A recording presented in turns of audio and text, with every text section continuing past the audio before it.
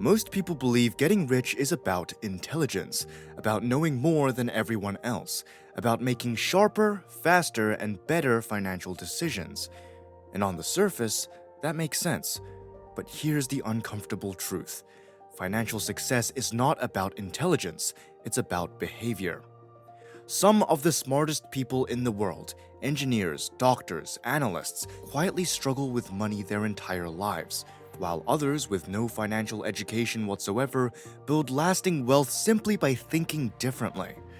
In The Psychology of Money, Morgan Housel spent years studying this gap, and what he found wasn't about spreadsheets, market timing, or investment strategies. It was about how we think, feel, and behave around money. In the next few minutes, you'll learn 5 mental models from this book that quietly reshape how you see wealth, risk, and long-term success. These are not tactics, they are ways of seeing. And once you see them clearly, you can't go back. 5 mental models, each one a shift in thinking. Not tips, not shortcuts, not tricks. The kind of thinking that separates people who build real wealth from people who spend their whole lives chasing it. The first mental model is simple, but most people never fully grasp it. Wealth is what you don't see. Think about how we judge wealth in daily life. We look at cars, houses, clothes, watches, holidays. We see someone driving a luxury car and we think, that person is doing well. But here's what Housel points out. Those things aren't wealth. They are the evidence that wealth was spent. The car you see in that driveway, that's money that's no longer in an investment account. The watch on someone's wrist, that's money that's not compounding quietly in the background. Real wealth is invisible. It's the investment portfolio no one sees, the savings account no one talks about, the decision to not upgrade a lifestyle when income grows. Imagine 2 people earning exactly the same salary. One drives a new car, eats at expensive restaurants, and wears designer clothes.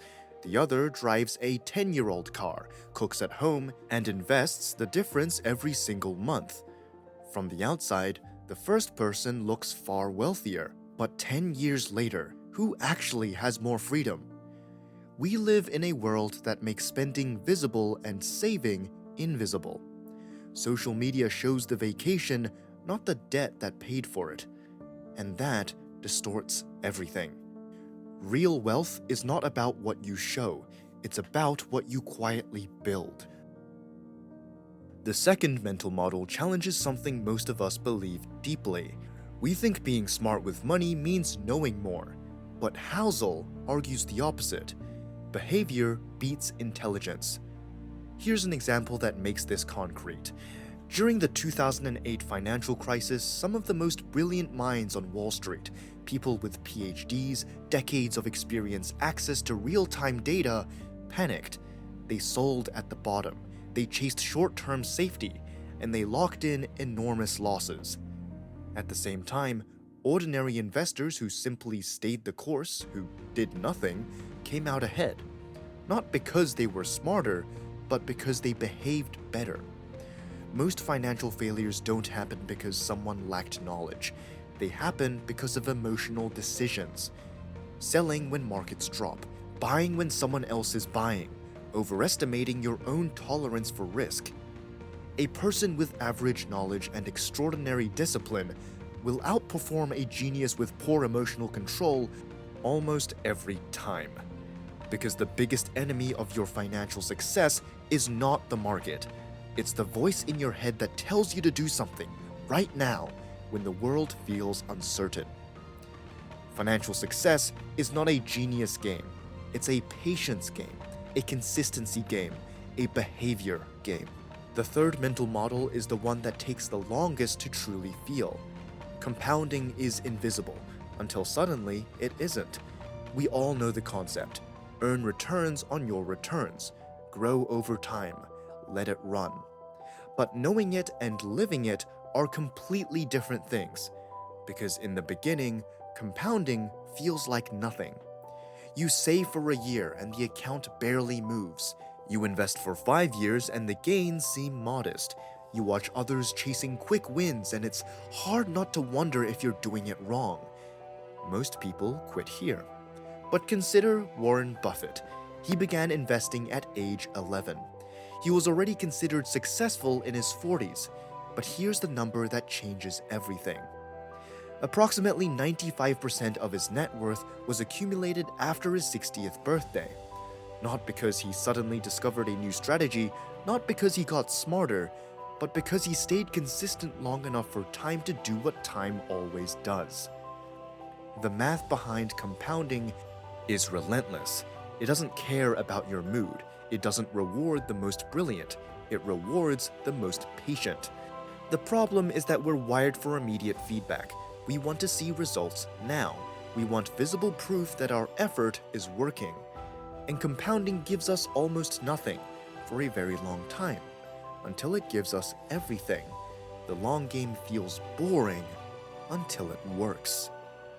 The fourth mental model may be the most underrated idea in all of personal finance. Enough is a superpower. In a world that constantly tells you to want more money, more status, more success, more recognition, the ability to define your own version of enough and protect it is rare. And yet, the absence of this one idea has destroyed more wealth than almost any bad investment.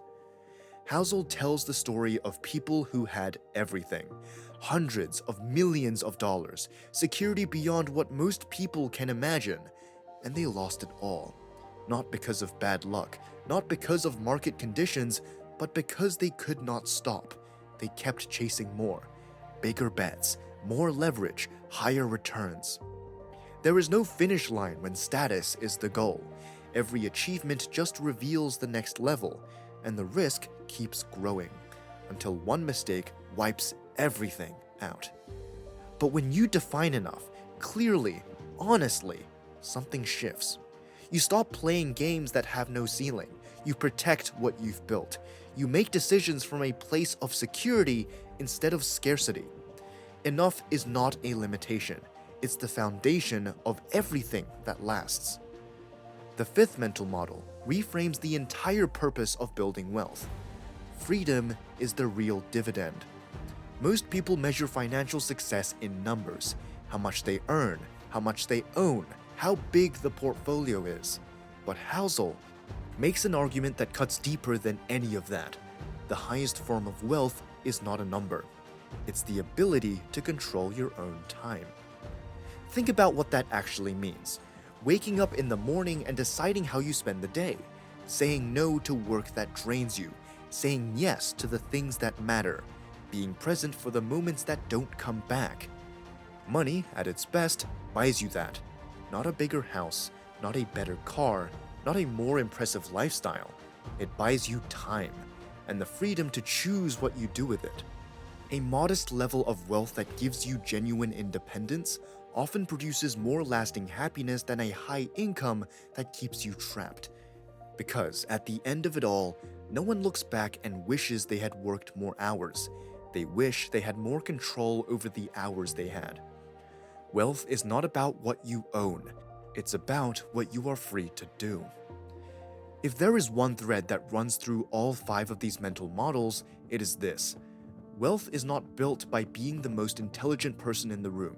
It's not built by having access to the best information, the hottest tips, or the most aggressive strategy.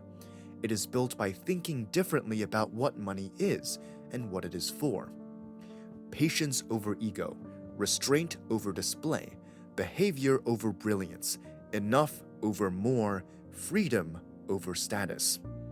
Housel's book is not a manual for getting rich. It is a mirror. And most of us, when we look into it honestly, realize that we've been optimizing for the wrong things.